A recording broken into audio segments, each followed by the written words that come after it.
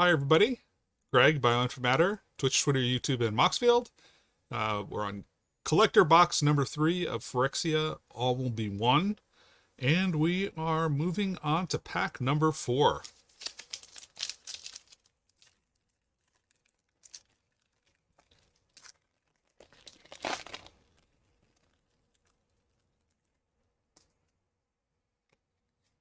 Okay. Leonin Lightbringer. Okay. Uh, Vivisurgeon's Insight.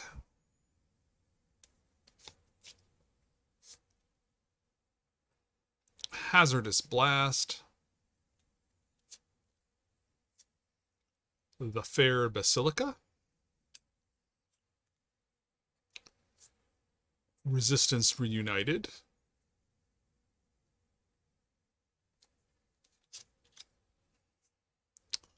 Venomous Brutalizer. And a full art foil Forest.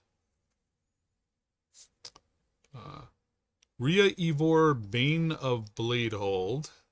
Okay, so this isn't a particularly valuable rare foil. Monument to Perfection. So artifact, search your 3-tap, search your library for a basic sphere or locust land card, reveal it, put it into your hand, then shuffle. Monument to Perfection so you can pay 3, and Monument to Perfection becomes a 9/9 Phyrexian construct artifact creature, loses all abilities, and gains Indestructible and Toxic 9. Um, uh, with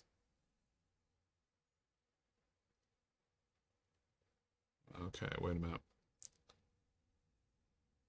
Activate only if there are 9 or more lands with different names among the basic sphere and locust cards you control. So that's the trick there.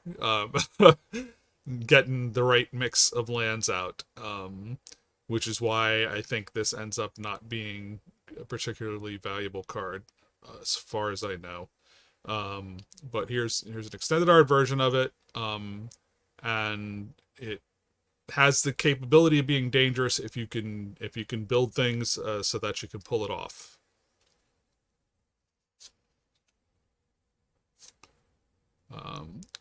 Geth's Summons. So this is a commander card. Return up to 1 target creature card from your graveyard to the battlefield. It's got corrupted for each opponent who's has 3 or more poison counters. As you cast this spell, put up to 1 target creature card from that player's graveyard onto the battlefield under your control. Okay. But I still, in general, think most of the yeah, and this is just an extended art.